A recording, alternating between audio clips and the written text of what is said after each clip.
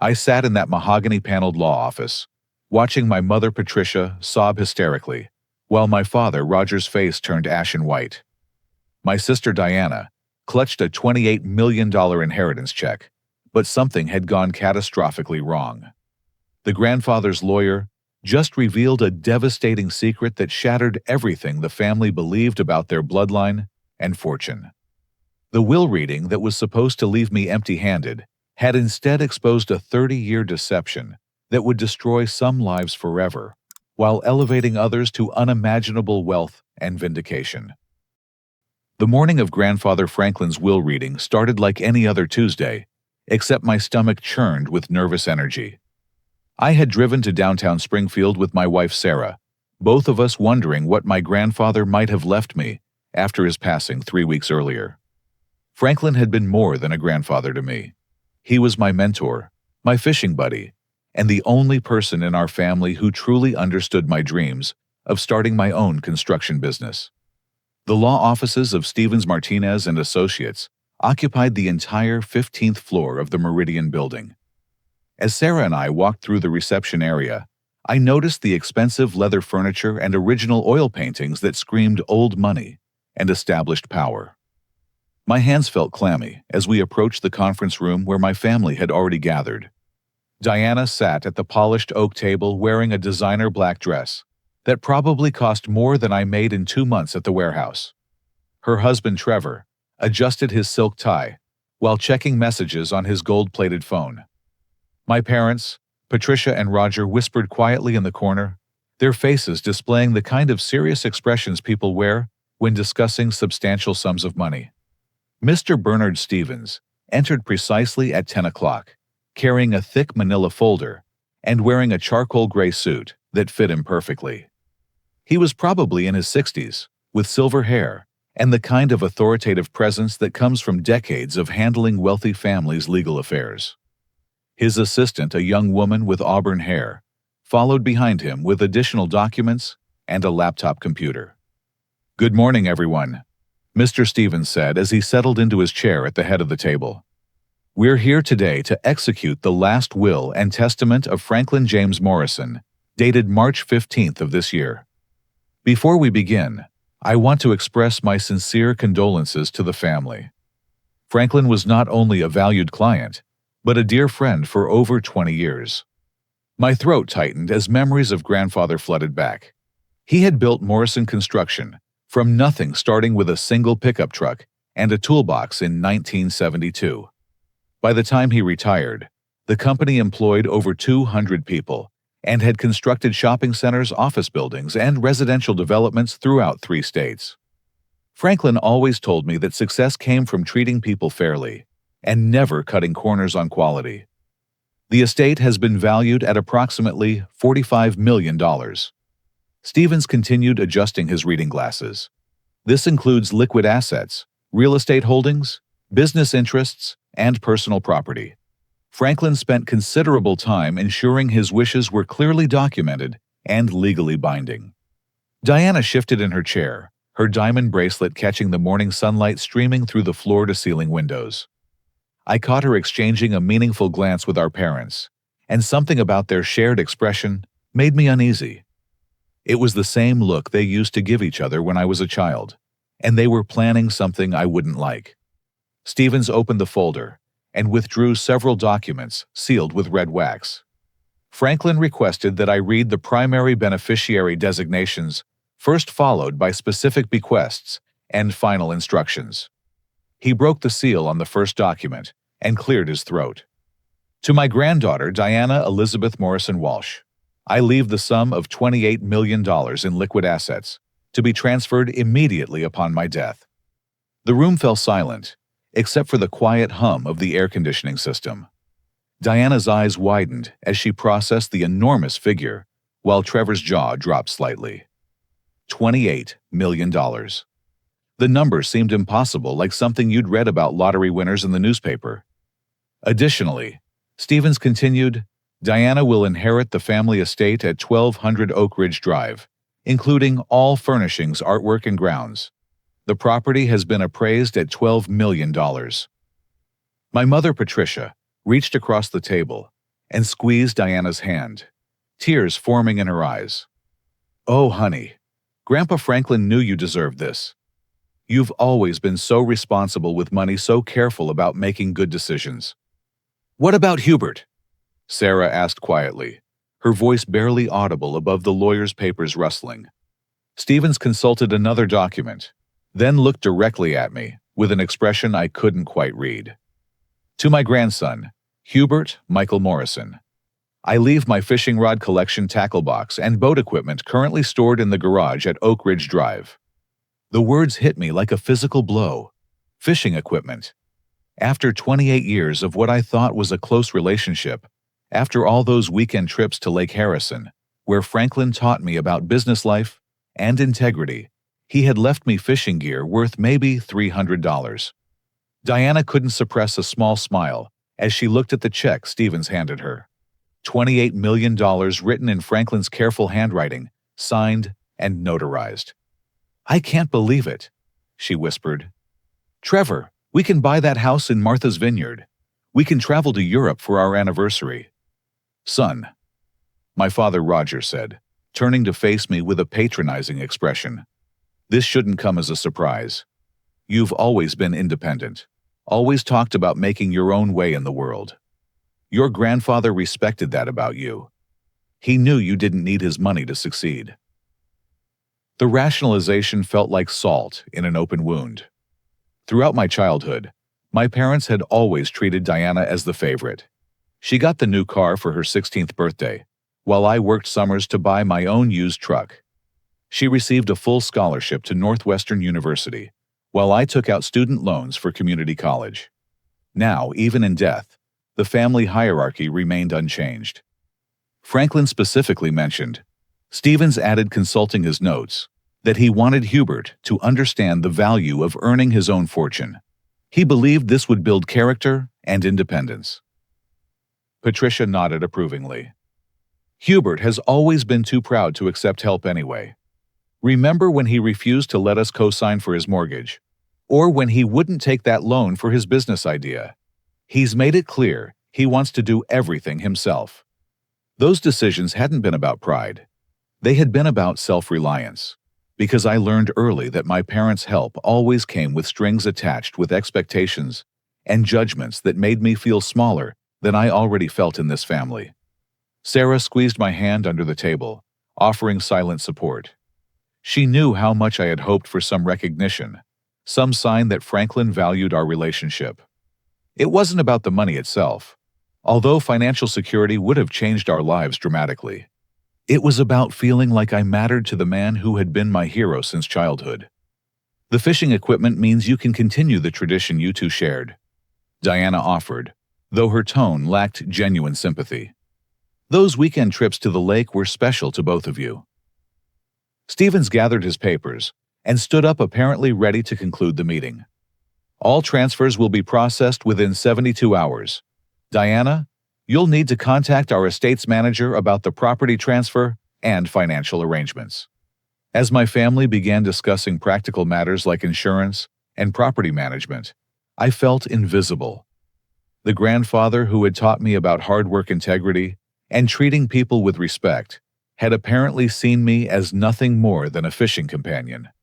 The business wisdom he shared, the encouragement he gave about my entrepreneurial dreams, the pride he seemed to show in my accomplishments, it had all been meaningless.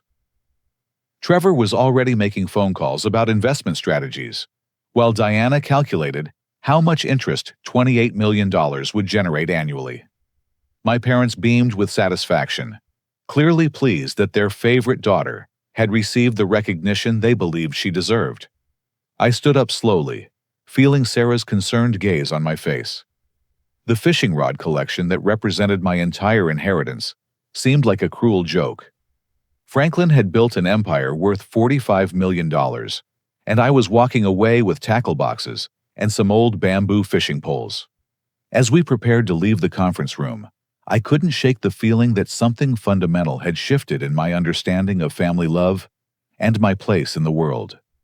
The grandfather I thought knew me better than anyone had essentially declared that I was worth less than his recreational equipment.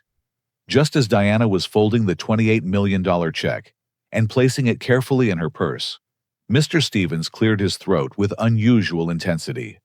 The sound was so deliberate and commanding that everyone in the room immediately stopped their conversations and turned toward him. Actually, he said, his voice carrying a weight that hadn't been present during the initial reading, "There's something else." Patricia looked up sharply from where she had been embracing Diana. "Something else? What do you mean?" Stevens walked to a mahogany cabinet behind his desk and withdrew an ornate wooden box about the size of a jewelry case. The dark walnut surface was polished to a mirror, finished with intricate brass corners, and a small nameplate that I couldn't read from across the room. Franklin left specific instructions that this secondary document should only be opened if the primary will reading concluded exactly as it did. Stevens explained, setting the box on the conference table with reverence. He was quite insistent about the timing and circumstances. Trevor stopped his phone conversation about investment portfolios. Diana's hand froze halfway to her purse. The room became so quiet that I could hear the distant traffic 15 floors below us. Stevens produced a small brass key from his vest pocket and inserted it into the box's lock. The mechanism clicked open with a soft sound that seemed unnaturally loud in the silence. Inside, nestled in red velvet lining, was a sealed envelope bearing my name in Franklin's distinctive handwriting. "Hubert Stevens," said, looking directly at me with an expression that had transformed from professional neutrality to something approaching anticipation. "Your grandfather wanted you to have this, but only after witnessing your family's reaction to the primary inheritance distribution." My hands trembled slightly as I accepted the envelope. The paper was heavy stock, cream-colored with a watermark, and sealed with dark blue wax, bearing Franklin's personal monogram. Whatever was inside had been important enough for him to create this elaborate presentation. "What is that?" Patricia demanded, her voice rising with concern. "Bernard Franklin never mentioned any secondary documents to us." "Because he specifically requested that you not be informed," Stevens replied calmly.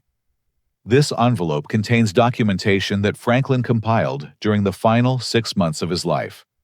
He hired a private investigator and conducted his own financial audit of family accounts."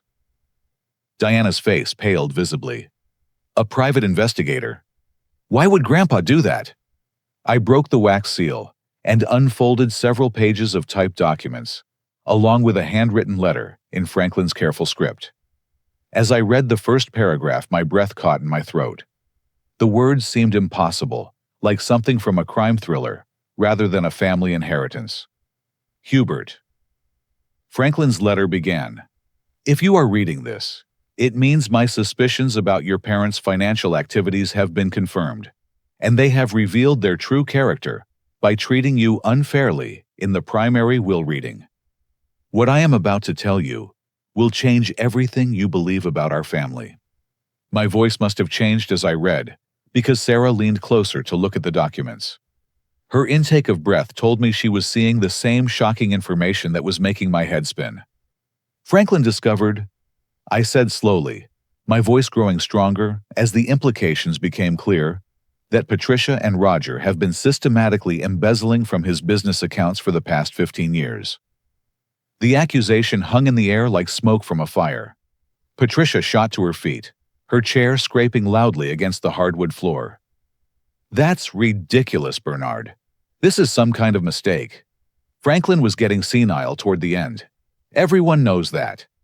Stevens opened his briefcase and withdrew a thick manila folder. Franklin anticipated this reaction. He documented everything meticulously. He spread photographs, bank statements, and financial records across the table, like evidence in a courtroom. "The total amount embezzled is $28,300,000. Roger's face had turned gray. "This is impossible. We would never." "The $28 million Diana just inherited," Stevens continued, his voice cutting through Roger's protests, "represents the exact amount stolen from Franklin's accounts. He arranged for that money to be returned to your family as Diana's inheritance, effectively using his will to expose the theft. Diana stared at the check in her hands, as if it had transformed into a poisonous snake. "You're saying this money was stolen, that my inheritance is actually proceeds from 15 years of systematic theft," Stevens confirmed. "Your grandfather spent his final months tracing every fraudulent transaction, every forged check, every phantom expense report. He knew exactly who was responsible." I continued reading Franklin's letter, my voice gaining strength as the truth unfolded. He writes here that Patricia created fake consulting companies, Roger established fraudulent maintenance contracts, and together, they funneled money into offshore accounts controlled exclusively by them. Sarah pointed to one of the bank statements Stevens had displayed. "Look at these dates. The theft started right after Diana's 25th birthday." Franklin discovered the pattern. I read from another page. The embezzlement began when Diana accumulated significant gambling debts in Las Vegas and Atlantic City. Patricia and Roger initially stole money to cover her losses, but then became addicted to the luxury lifestyle the stolen funds provided. Diana dropped the check as if it had burned her fingers. "Gambling debts. What gambling debts? I don't gamble." Trevor stared at his wife with growing horror. "Diana, what is he talking about? You told me you quit gambling years ago." Franklin hired a private investigator named Thomas Riley. I continued reading. Riley documented everything: the fake companies, the forged signatures, the phantom employees, the inflated vendor payments. Every transaction has been traced and verified. Patricia lunged toward the table, trying to grab the documents from Stevens' hands. "These are forgeries." Franklin was confused and angry about his illness. He didn't understand what he was doing. Stevens calmly moved the evidence out of her reach. Mrs. Morrison Franklin's mental competency was verified by 3 independent physicians during the months he compiled this information. He was completely lucid and methodical in his investigation. I found the most devastating paragraph in Franklin's letter and read it aloud. "Hubert, your parents not only stole from me, they deliberately sabotaged your relationship with me. They told me lies about your character, your work ethic, and your gratitude toward the family. They convinced me you were ungrateful and irresponsible with money, while constantly praising Diana to manipulate my perception of both grandchildren. The emotional manipulation hurt worse than the financial theft. My parents had spent years poisoning Franklin's opinion of me while covering their crimes.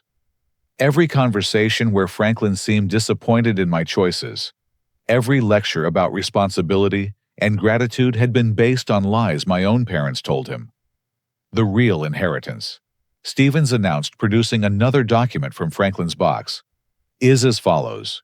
Hubert Morrison inherits $17 million in liquid assets, plus complete ownership of Morrison Construction and all associated business interests." The room erupted in chaos. Patricia began screaming that the documents were fraudulent. Roger slumped in his chair, his breathing rapid and shallow. Diana stared at Trevor, who was backing away from her with revulsion and fear. Furthermore, Stevens continued over the commotion. Franklin established a legal trust that gives Hubert complete authority to pursue criminal charges against Patricia and Roger Morrison for grand theft, wire fraud, and elder financial abuse.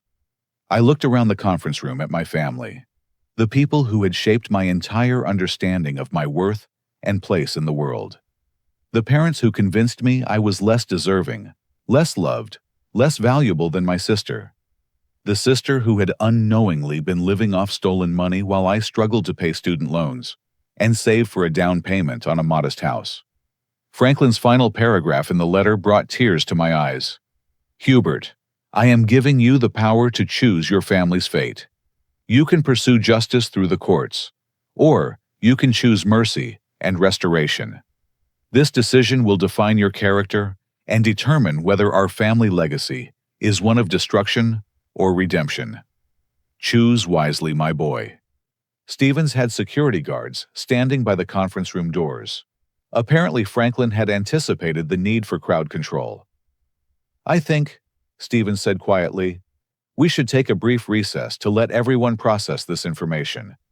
As the reality of the situation settled over the room, I realized that everything I thought I knew about my family, my grandfather, and my own worth had been built on 15 years of lies and manipulation. The grandfather I thought had forgotten me had actually spent his final months ensuring I would inherit not just his money, but the power to determine my family's future. The fishing rod inheritance had been a test. The unequal treatment had been a deliberation provocation. Franklin had orchestrated this entire scenario to reveal the truth and give me the authority to choose between revenge and redemption. Stevens gestured for everyone to remain seated as he produced an additional folder that was even thicker than the first. The manila tab was labeled Riley Investigation Services, Confidential Report, and the contents appeared to be several hundred pages of documentation. Thomas Riley is one of the most respected financial investigators in the region. Stevens explained, opening the folder to reveal photographs, bank records, and typed reports. Franklin hired him 6 months ago when he first noticed irregularities in his business accounts. I accepted the folder with hands that were still shaking from the previous revelations. The first page was a summary report that laid out the scope of Patricia and Roger's deception in clinical, devastating detail. The investigation reveals, I read aloud, that Patricia Morrison established 17 different shell companies between 2008 and 2023. These companies submitted fraudulent invoices to Morrison Construction for services that were never provided. Patricia remained standing, her face flushed with anger and panic. This is character assassination. Franklin was manipulated by this so-called investigator. Bernard, you know our family better than this. Stevens ignored her protests and nodded for me to continue reading. The documents painted a picture of financial crime that was far more sophisticated and calculated than simple theft. Roger Morrison. I continued, used his position as Franklin's financial advisor to create phantom employees who received regular paychecks that were immediately transferred to accounts controlled by Patricia. The phantom payroll scheme generated approximately $400,000 per year for 8 years. Sarah leaned over my shoulder to examine photographs that showed Roger's signature on dozens of employment documents for people who didn't exist. The pictures were clear enough to see individual pen strokes and the dates when each fraudulent employee was allegedly hired. They created an entire fake consulting company called Meridian Business Solutions. I read from another page. This company allegedly provided management consulting services to Morrison Construction at a rate of $35,000 per month for over 5 years. The total paid to this non-existent company was $2.1 million. Diana had been silent since the gambling debt revelation, but now she spoke in a voice barely above a whisper. Mom, Dad, tell me this isn't true. Tell me you didn't steal from Grandpa Franklin. Roger finally looked up from where he had been staring at his hands. His face was the color of ash, and when he spoke, his voice cracked with emotion. Diana, honey, you have to understand. We never meant for it to go this far. The admission sent a chill through the conference room. Patricia whirled toward her husband with fury. Roger, shut up. Don't say another word until we talk to our attorney. It's too late for that, Stevens said calmly. Franklin's investigation was thorough enough to satisfy federal prosecutors. Everything has been documented, according to legal evidence standards. I turned to a section of the report that contained timeline photographs showing Patricia's lifestyle changes over the 15 years of theft. The pictures showed her wearing increasingly expensive jewelry, driving luxury cars, and taking elaborate vacations that would have been impossible on Roger's salary as a financial advisor. The investigator tracked every major purchase, I read. Patricia spent $400,000 on jewelry, $600,000 on luxury vacations, $300,000 renovating their home, and nearly $1 million on designer clothing and accessories. Trevor stared at Diana with growing horror. Your mother bought that diamond necklace she wore to our wedding. She said it was a family heirloom. It was purchased from Cartier in New York City for $87,000 in 2019. I read from the documentation. The receipt shows payment from an account linked to Meridian Business Solutions. Diana buried her face in her hands. I signed papers for that company. Mom told me it was legitimate family business. She said Grandpa needed help with administrative work. The investigation revealed that Patricia had been extraordinarily careful to use Diana as an unwitting accomplice. Dozens of documents bore Diana's signature, but the supporting materials showed she had been lied to about the nature and purpose of every transaction. Your parents, I said, looking directly at Diana, deliberately kept you in the dark while using your name and signature to legitimize their theft. You were their shield against suspicion. Stevens opened another section of the folder containing audio transcripts. Riley obtained recordings of conversations between Patricia and Roger discussing their plans. Would you like me to read some excerpts? Patricia's face went white. You recorded our private conversations. That's illegal. Actually, Stevens replied, the recordings were made in Morrison Construction's office, which Franklin owned. He had every legal right to monitor conversations on his property, especially when investigating suspected embezzlement. I found the transcript section and began reading one of the recorded conversations from March of this year. Patricia tells Roger, Franklin is getting suspicious about the Meridian payments. We need to make sure Diana signs the new vendor agreements, so everything looks legitimate. If anyone asks questions, she can honestly say she approved the expenses. The calculated nature of the manipulation was breathtaking.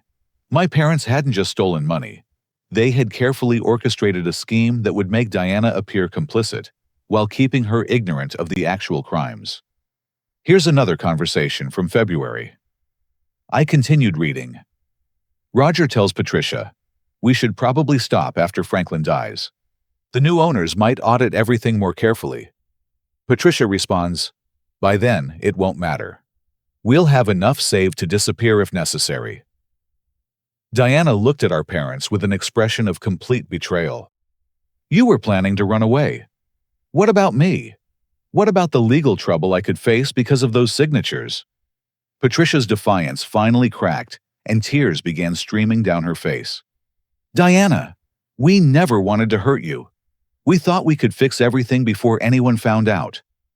The investigation also reveals, I read from the final summary page, that Patricia and Roger's scheme affected other family members and elderly friends of Franklin Morrison. They used their access to Franklin's contact list to perpetrate investment fraud against 3 of his siblings and 2 family friends. Stevens nodded grimly. The total amount stolen from all victims exceeds $52 million. Your parents weren't just embezzling from Franklin. They were running a sophisticated elder fraud operation. Roger collapsed forward, putting his head on the conference table. We can pay it back. We can sell everything, liquidate our accounts, make restitution. The money is gone, Stevens said bluntly. Riley's investigation shows that most of the stolen funds were spent on luxury items that have depreciated significantly. Your net worth is approximately $3 million, while your criminal liability exceeds $50 million. I realized that my parents faced not just family disgrace, but federal criminal charges that could result in decades in prison. The elderly relatives they had defrauded would likely sue for civil damages as well, potentially bankrupting them completely. The conference room door opened, and 2 men in dark suits entered with federal identification badges. Stevens had apparently called them during our recess, and they were here to take Patricia and Roger into custody. Mrs. Morrison. Mr. Morrison. One of the agents said formally, "You're under arrest for wire fraud, elder abuse, and conspiracy to commit theft. You have the right to remain silent." As my parents were read their rights and placed in handcuffs, Diana began sobbing uncontrollably. Her entire adult life had been built on stolen money. Her parents faced federal prison time, and her marriage was likely over. I held Franklin's letter in my hands, realizing that my grandfather had given me more than money or business ownership. He had given me the power to determine my family's fate, and the weight of that responsibility felt heavier than any inheritance. As the federal agents escorted Patricia and Roger from the conference room in handcuffs, Diana's composure completely shattered. She lunged from her chair toward the departing officers, her voice breaking with desperation. "Wait, you can't arrest them. This is all a misunderstanding." She turned back to Stevens with tears streaming down her face. "Mr. Stevens, there has to be something we can do. They're my parents." Trevor had been standing near the windows staring out at the city, while processing everything he had learned about his wife's family. When Diana reached for his arm, he instinctively pulled away. "Diana, they stole $50 million from elderly people. Your signature is on dozens of fraudulent documents. Do you understand what this means for us, for our marriage?" The rejection was like a physical blow to Diana. She sank back into her chair, her designer dress wrinkled, and her makeup streaked. "Trevor, you have to believe me. I never knew what they were really doing. I thought I was helping with legitimate business paperwork. I was still holding Thomas Riley's investigative report, and the weight of all that documentation felt symbolic of the burden Franklin had placed on my shoulders. My grandfather had orchestrated this entire scenario to give me absolute power over my family's future, but he had also ensured I would understand the full scope of their betrayal before making any decisions." Stevens closed his briefcase and looked around the conference room that had become a crime scene.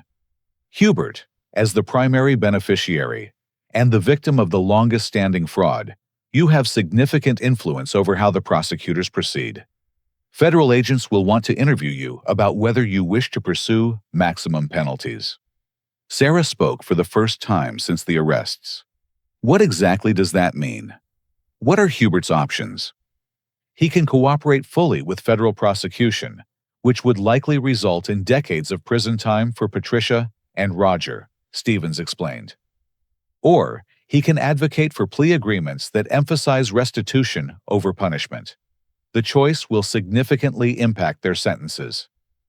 Diana looked at me with desperate hope. "Hubert, please. I know our parents treated you unfairly, but they're still family. They made terrible mistakes, but prison will destroy them completely." The irony wasn't lost on me. The sister who had just inherited $28 million of stolen money while I received fishing equipment was now begging for my mercy toward the people who had manipulated my grandfather into believing I was ungrateful and irresponsible. Trevor pulled out his phone and began making calls. "I'm contacting my attorney. Diana, I need to protect myself legally. If your family's crimes affect my business or reputation—" "You're abandoning me too." Diana's voice cracked with disbelief. "Everyone I trusted has either betrayed me or is walking away." I found myself feeling unexpected sympathy for Diana. She had been as manipulated as I was, just in a different way. Our parents had used her as a shield while poisoning my relationship with Franklin. We had both been victims of their scheme, though the consequences were playing out very differently. Stevens's assistant entered the conference room with additional documents. "Mr. Stevens, the federal prosecutors want to schedule interviews with all family members. They're particularly interested in speaking with Hubert about his willingness to testify." "There's something else you need to know," I said, returning to Franklin's investigative folder. Riley documented that Patricia and Roger had backup plans if they were ever caught. I found the section about their contingency preparations and read aloud. Patricia Morrison maintained 3 offshore bank accounts in the Cayman Islands with a combined balance of approximately $4.7 million. Roger Morrison purchased a property in Costa Rica under an assumed name, apparently as a potential refuge if they needed to flee prosecution. Diana's face went pale. "They were planning to run away and leave me to face the legal consequences alone." Stevens nodded grimly. "The evidence suggests they intended to disappear internationally if their scheme was discovered, leaving Diana to appear as the primary conspirator based on her signatures on the fraudulent documents." Trevor stopped his phone conversation and stared at Diana with something approaching horror. "Your parents were going to let you go to prison while they lived in luxury in Costa Rica." The revelation seemed to break something fundamental in Diana's understanding of our parents. She had always been their favorite, their protected child, the one who could do no wrong. Learning that they had planned to sacrifice her to protect themselves was destroying her entire sense of identity. "I need to know something," Diana said, looking directly at me with red-rimmed eyes. "Hubert, did you suspect anything about this? Did you know what they were doing to Grandpa Franklin?" The question forced me to confront my own feelings about the years of unequal treatment. I knew something was wrong with how our family worked. I knew they treated you differently than me, gave you opportunities they never offered me. But I never imagined they were criminals. Sarah squeezed my hand supportively.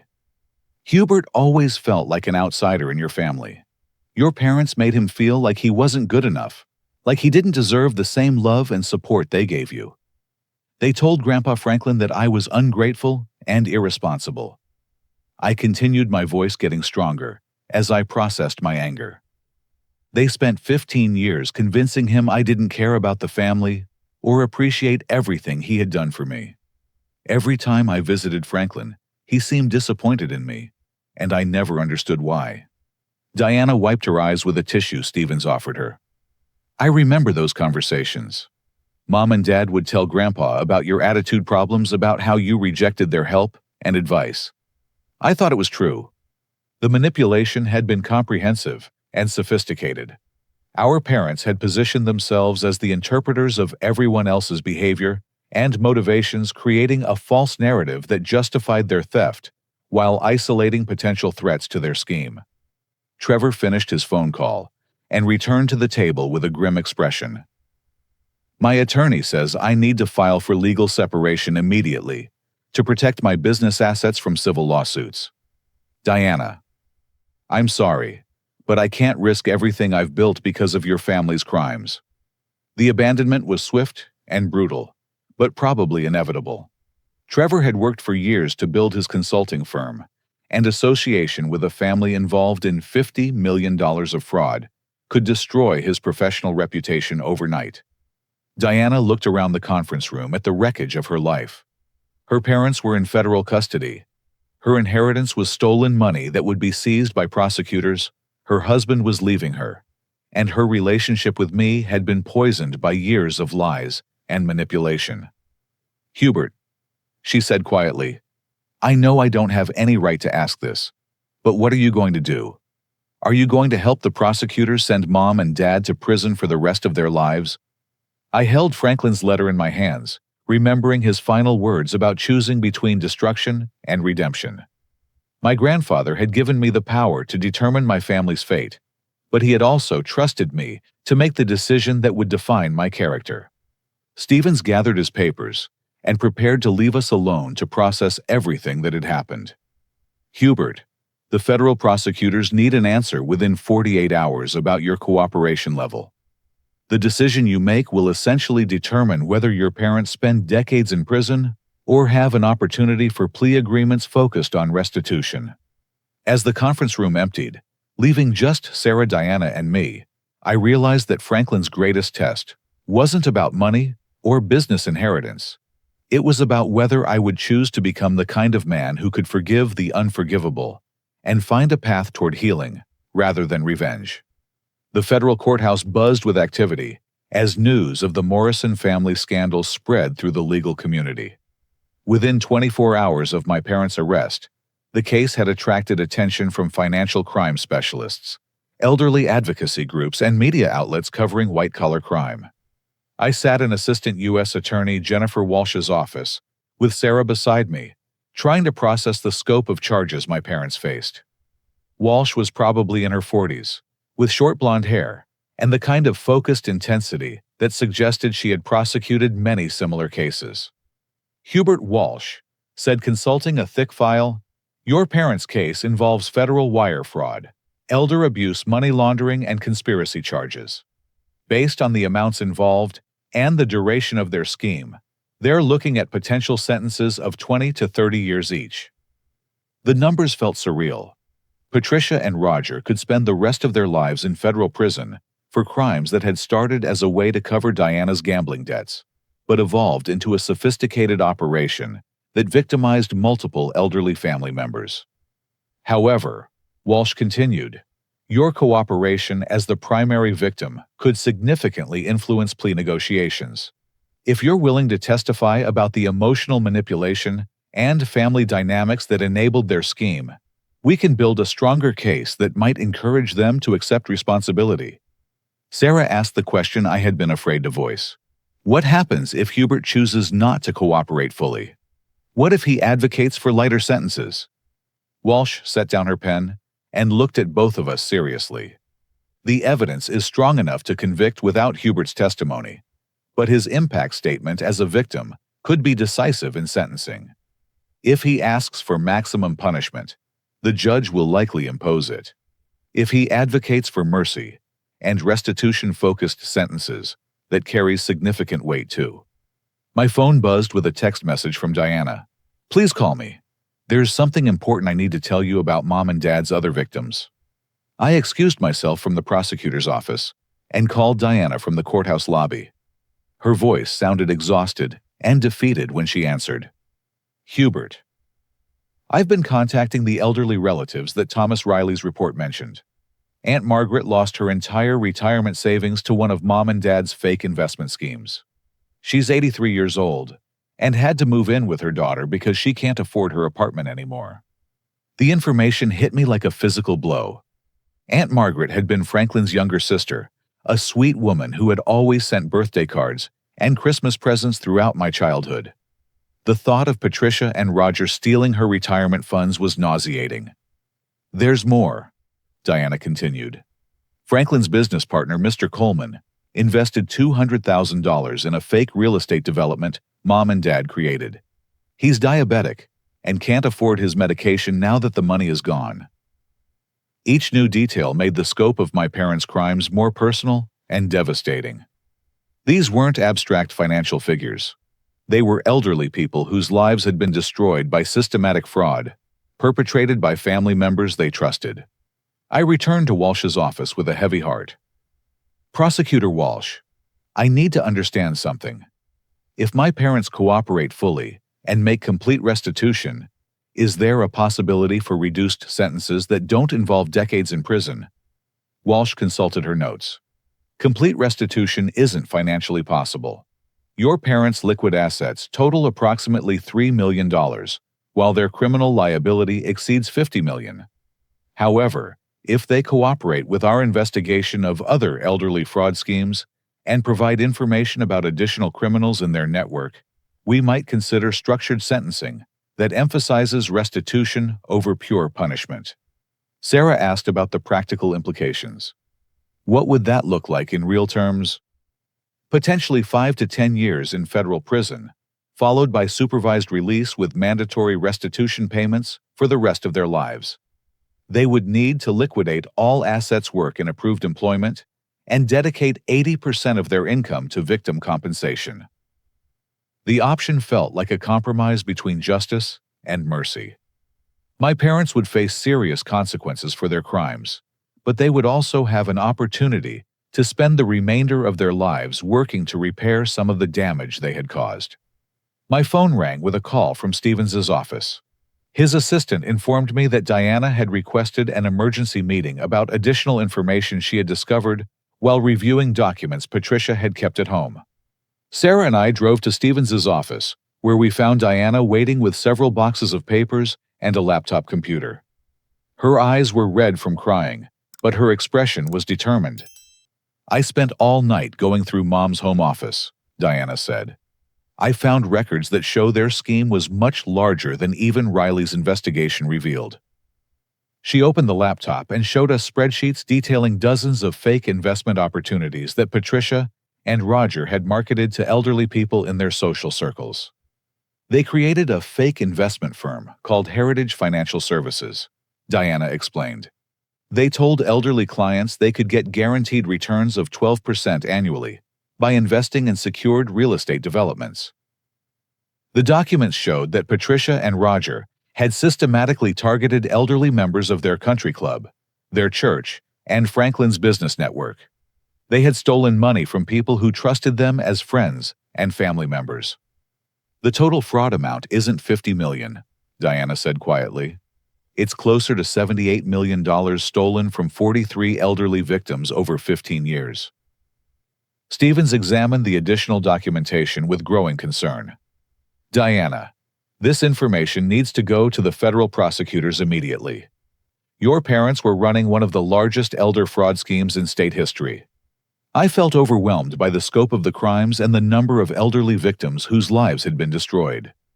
Franklin's letter had given me the power to choose between revenge and redemption, but I was beginning to understand that justice for this level of systematic elder abuse couldn't be satisfied by simple forgiveness.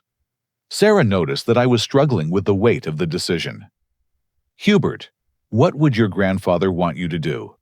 What would honor his memory while protecting other elderly people from similar schemes? The question forced me to think about Franklin's values and the lessons he had taught me during our fishing trips. He believed in accountability, personal responsibility, and protecting people who couldn't protect themselves.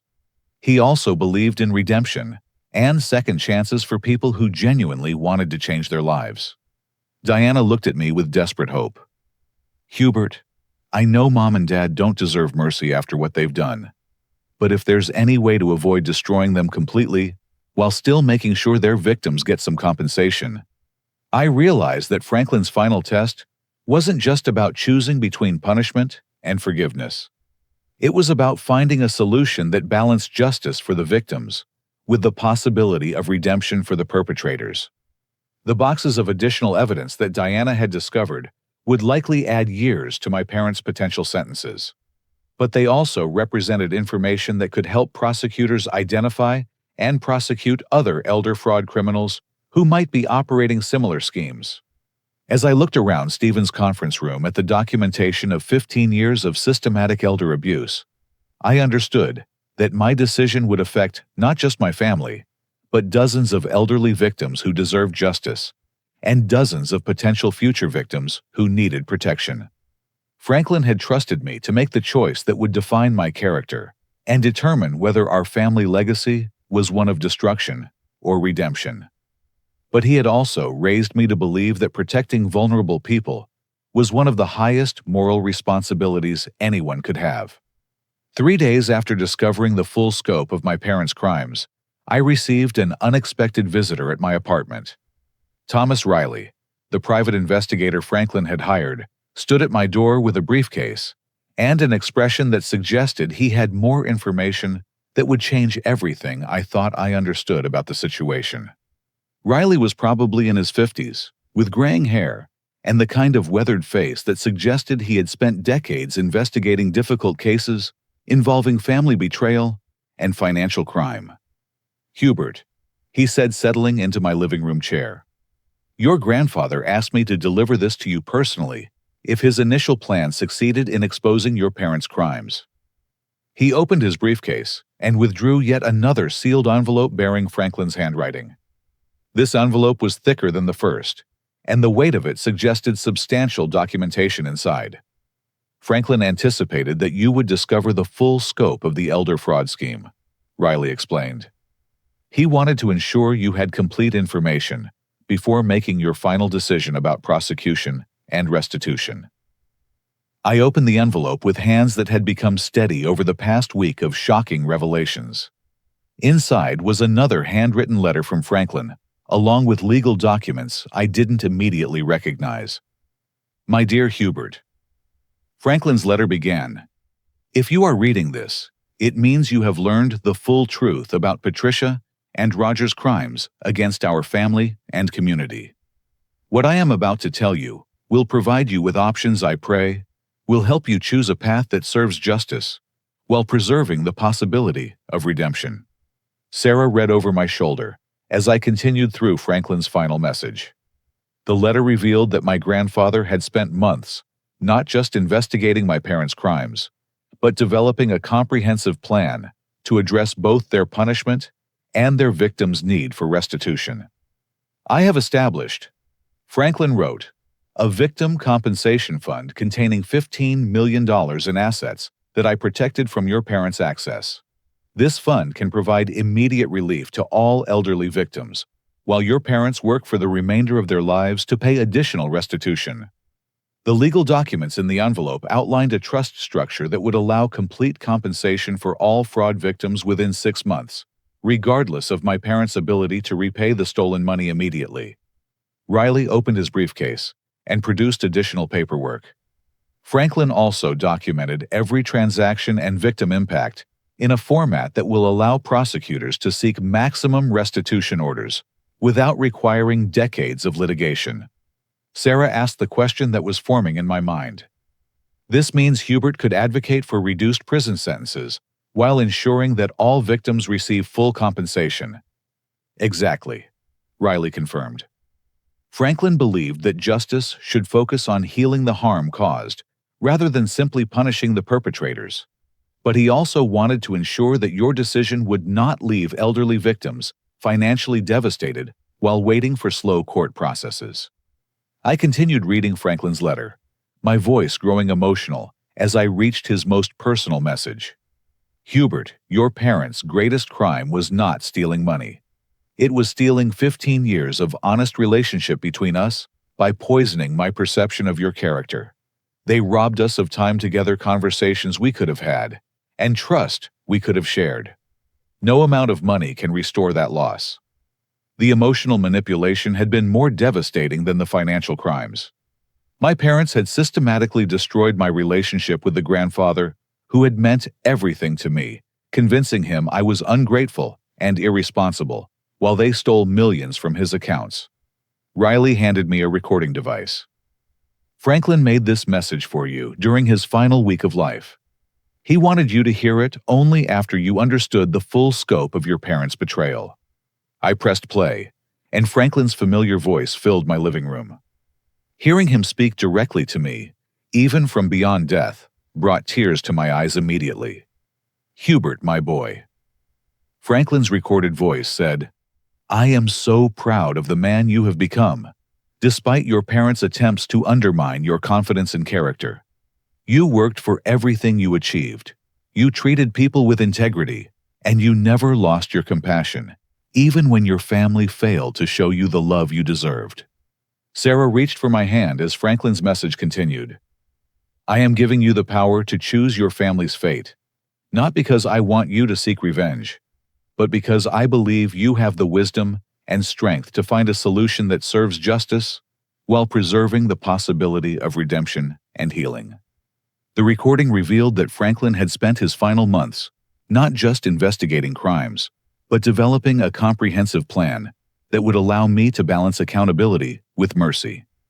If you choose to activate the Victim Compensation Fund and advocate for restitution-focused sentences rather than maximum punishment, Franklin's voice explained, your parents will spend 5 to 10 years in federal prison, followed by supervised release, with mandatory victim compensation for the rest of their lives.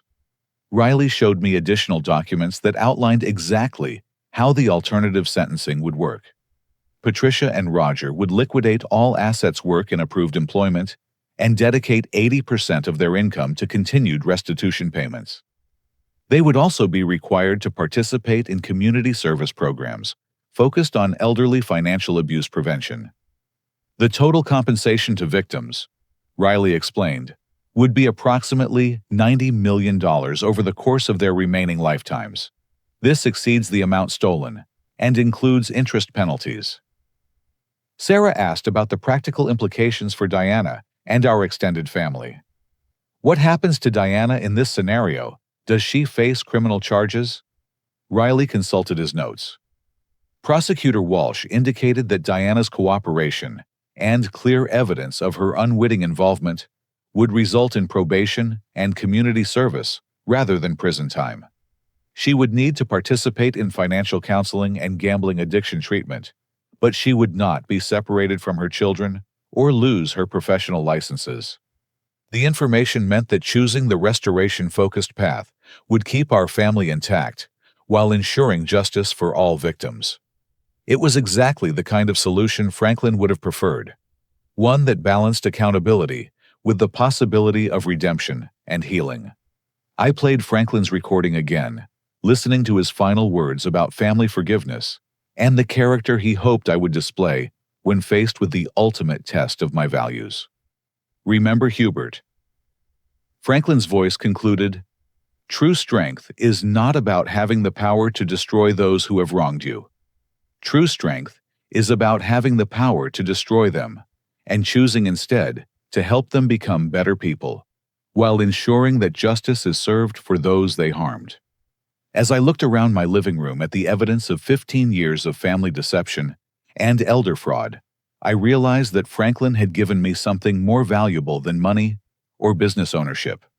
He had given me the opportunity to define my own character and choose the kind of man I wanted to become. The decision I made in the next few days would determine whether my family's legacy was one of crime and destruction, or one of accountability, restitution, and eventual redemption. Franklin had trusted me to choose wisely, and I finally understood what wisdom looked like in this impossible situation. Riley packed up his materials and prepared to leave. "Hubert, whatever you decide, your grandfather believed you would choose the path that honored both justice and mercy. He was confident that you had the character to handle this responsibility." As I held Franklin's final letter and listened to his recorded message one more time, I knew exactly what I was going to do. The federal courthouse was packed with elderly victims, family members, media representatives, and legal observers as Patricia and Roger Morrison stood before Judge Catherine Morrison for their sentencing hearing.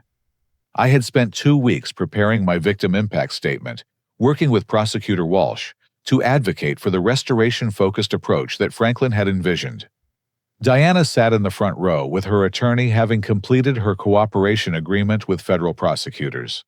She had provided complete testimony about her unknowing participation in the scheme and had voluntarily entered gambling addiction treatment.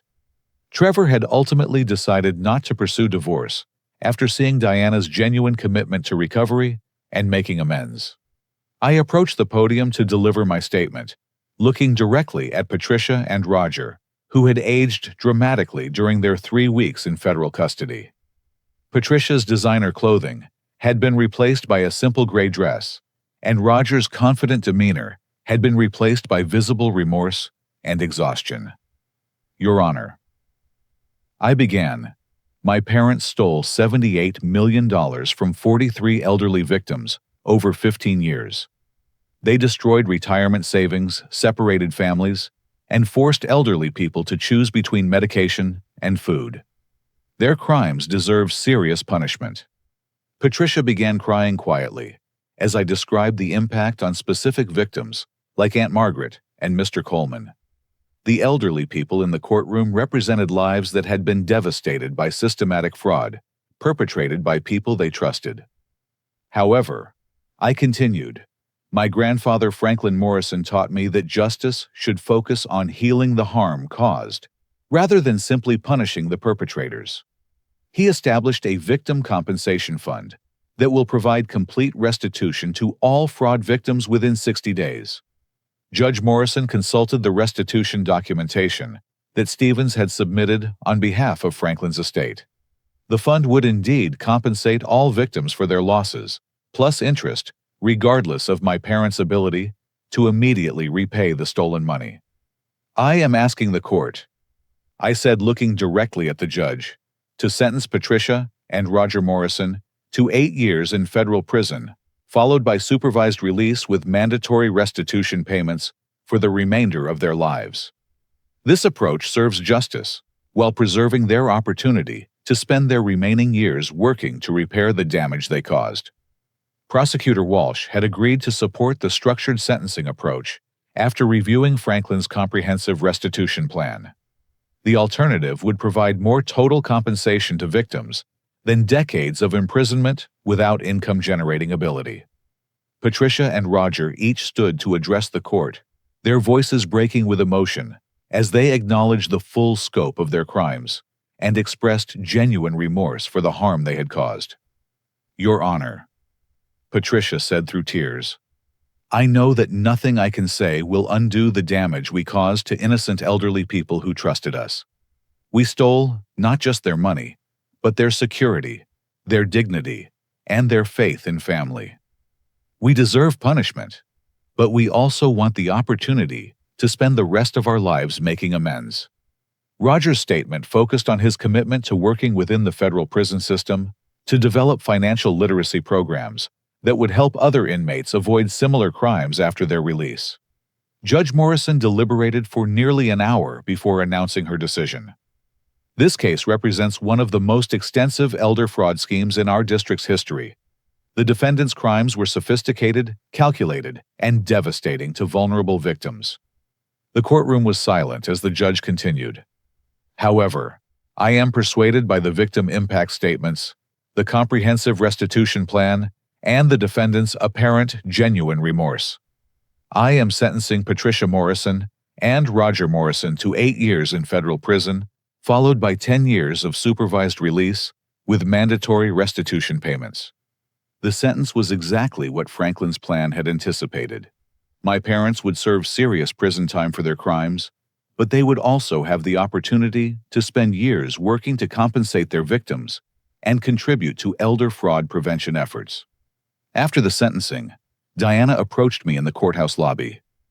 "Hubert, I know I can never repay you for advocating for mercy when you could have chosen revenge. Thank you for giving Mom and Dad a chance to redeem themselves." Trevor shook my hand with genuine gratitude. "You showed more character in this situation than most people could have managed. Diana and I want to contribute to your grandfather's foundation and help with victim advocacy work." Sarah and I drove to Lake Harrison, the place where Franklin had taught me about fishing business and integrity during weekend trips throughout my childhood. As we sat on the dock where he and I had spent countless hours talking about life, I finally understood the full scope of what my grandfather had given me. The $17 million I inherited would allow Sarah and me to build the construction business I had always dreamed of creating. But Franklin's greatest gift had been the opportunity to choose forgiveness over revenge, while still ensuring that justice was served for everyone who had been harmed. 6 months after the sentencing, I received a letter from Patricia in federal prison. She was working in the prison's financial counseling program, helping other inmates understand the consequences of white-collar crime and develop skills for legitimate employment after their release. Diana had been sober from gambling for 8 months and was volunteering with elderly financial abuse prevention programs. She and Trevor were slowly rebuilding their marriage based on honesty and accountability, rather than the lies that had defined our family for so many years. I established the Franklin Morrison Foundation, with funding from my inheritance, focusing on financial literacy education for elderly people and support services for families affected by elder fraud. The foundation had already helped prevent 3 similar schemes through education and early detection programs. 1 year after Franklin's death, our family gathered at Lake Harrison for a memorial service. Patricia and Roger participated by video call from federal prison, expressing their gratitude for the mercy I had chosen and their commitment to spending their remaining years making amends. Diana read a letter she had written to Grandfather Franklin, asking for his forgiveness and promising to honor his memory by helping other families avoid the destruction that financial crimes cause. As I stood on the dock where Franklin had taught me about integrity and character, I realized that his greatest lesson had been about the power of choosing redemption over revenge, while never compromising on justice and accountability. The fishing rod collection that had initially seemed like a cruel joke had actually been the perfect symbol of Franklin's final gift. Just as he had taught me patience and wisdom during our fishing trips, he had trusted me to approach our family crisis with the same patience and wisdom. Sarah squeezed my hand as we watched the sunset over Lake Harrison. "Your grandfather would be proud of the choice you made and the man you've become." I thought about Franklin's final words in his letter. True strength is not about having the power to destroy those who have wronged you, but about having that power and choosing instead to help them become better people while ensuring justice for those they harmed. The Morrison family legacy would not be defined by crime and betrayal, but by accountability, restitution, and the kind of redemption that comes from choosing healing over destruction. Franklin had given me the power to write our family's ending, and I had chosen to write a story about forgiveness, justice, and the possibility that even the worst mistakes can become opportunities for growth and redemption. My name is Hubert Morrison, and this is how I learned that the greatest inheritance anyone can receive is the wisdom to choose love over hate, healing over revenge, and restoration over destruction. Sometimes the most powerful thing you can do when someone gives you the ability to destroy your enemies is to help them become better people instead. Have you ever faced a situation where someone betrayed your trust so completely that you had to choose between revenge and forgiveness? I'd love to hear your thoughts about how we can balance justice with mercy when dealing with family members who have hurt us. Please share your experiences in the comments below. And if this story resonated with you, please like this video, subscribe to the channel, and share it with anyone who might benefit from hearing about the power of choosing redemption over revenge. Thank you for listening to my story, and I hope it inspires you to find healing and peace in whatever difficult family situations you might be facing in your own life.